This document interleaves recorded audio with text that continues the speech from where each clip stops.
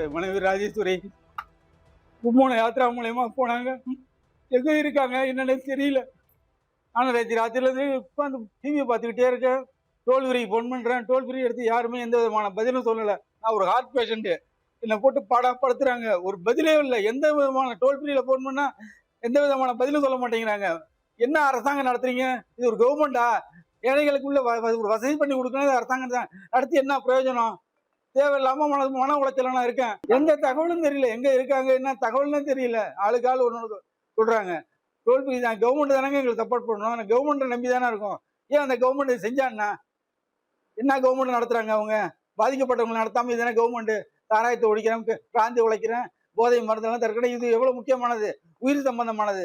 இதை நடத்தலைன்னா அந்த கவர்மெண்ட் எதுக்குன்னு இருக்கு? என்னுடைய மனைவி ராஜேஸ்வரி கும்போண யாத்திரா மூலயமா போனாங்க. எங்க இருக்காங்க என்னன்னு தெரியல. ஆனால் ராத்திரிலேருந்து உட்காந்து டிவியை பார்த்துக்கிட்டே இருக்கேன். டோல் ஃப்ரீக்கு ஃபோன் பண்ணுறேன். டோல் ஃப்ரீ எடுத்து யாருமே எந்த விதமான பதிலும் சொல்லலை. நான் ஒரு ஹார்ட் பேஷண்ட்டு. என்னை போட்டு பாடாப்படுத்துறாங்க. ஒரு பதிலே இல்லை. எந்த விதமான டோல் ஃப்ரீயில் ஃபோன் பண்ணால் எந்த விதமான பதிலும் சொல்ல மாட்டேங்கிறாங்க. என்ன அரசாங்கம் நடத்துறீங்க? இது ஒரு கவர்மெண்டா? ஏழைகளுக்குள்ள ஒரு வசதி பண்ணி கொடுக்கணும் அரசாங்கம் தான். அடுத்து என்ன பிரயோஜனம்? தேவையில்லாம மன உளைச்சல நான் இருக்கேன். எந்த தகவலும் தெரியல. எங்க இருக்காங்க என்ன தகவல்னு தெரியல. ஆளுக்கு ஆள் ஒன்று சொல்றாங்க. டோல் ஃப்ரீ தான் கவர்மெண்ட் தானங்க எங்களுக்கு சப்போர்ட் பண்ணணும். அந்த கவர்மெண்ட்டை நம்பி தானே இருக்கும். ஏன் அந்த கவர்மெண்ட் செஞ்சான்னா என்ன கவர்மெண்ட் நடத்துறாங்க? அவங்க பாதிக்கப்பட்டவங்களை நடத்தாம இதுதானே கவர்மெண்ட்.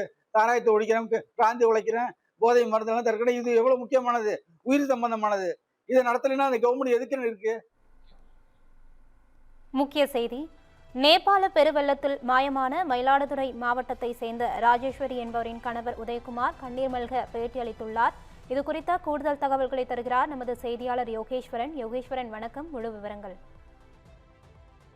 வணக்கம் ஜெயஸ்ரீ. மயிலாடுதுறையில் இருந்து 7 பேர் கும்பகோணம் நாகேஸ்வரன் தெற்கு வீதியில் உள்ள சூப்பர் யாத்திரை ஏஜென்சி என்ற சுற்றுலா ஏற்பாட்டு நிறுவனம் மூலம் 13 நாட்கள் சுற்றுப்பயணம் மேற்கொண்டுள்ளனர். இந்த சுற்றுப்பயணத்தில் பல்வேறு மாவட்டங்களை சேர்ந்த 57 பேர் 3 பேருந்துகளில் சென்ற நிலையில் நேபாளில் ஏற்பட்ட வெள்ளப்பெருக்கில் சிக்கிக் கொண்டனர். இதில் ஒரு பேருந்தில் சென்ற 21 பேர் மட்டும் பாதுகாப்பாக உள்ளதாக அறிவிக்கப்பட்டுள்ள நிலையில் மயிலாடுதுறை பகுதியில் இருந்து சென்ற 7 பேரில் பிள்ளை நகரை சேர்ந்த ரத்னகுமார், பூங்குழி தம்பதியினர் மற்றும் அவரது உறவினரான சிதம்பரத்தை சேர்ந்த 4 பேர் பத்திரமாக உள்ளதாகவும், மயிலாடுதுறை கீழமடவளாகம் பகுதியை சேர்ந்த மணிமேகலை பாதுகாப்பாக உள்ளதாகவும் அவரது உறவினர்கள் தெரிவித்துள்ளனர்.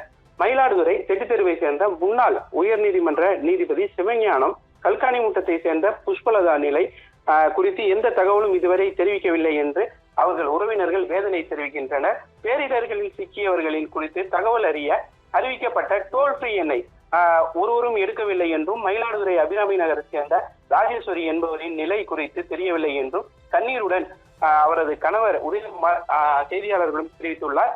பாதிக்கப்பட்டவர்களின் விவரத்தை உடனடியாக அறிவிக்காவிட்டால் மாவட்ட ஆட்சியர் அலுவலகம் முன்பு தீக்குளிப்பேன் என்றும் அவர் கூறியுள்ளார். டோல் ஃப்ரீ எண்ணை பலமுறை தொடர்பு கொண்டு வருவதாகவும், டோல் ஃப்ரீ எண்ணை ஒருவரும் எடுக்காததால் முழு நேரமும் அவர் அடுத்தடுத்த நொடி என்ன நடக்கும் என்ற பயத்திலேயே உள்ளதாகவும், தன் மனைவி நிலை தெரியாமல் கலங்கி வருகிறார்.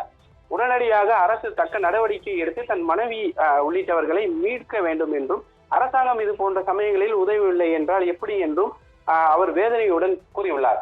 ஜெயஸ்ரீ, விவரங்களுக்கு நன்றி யோகேஸ்வரன்.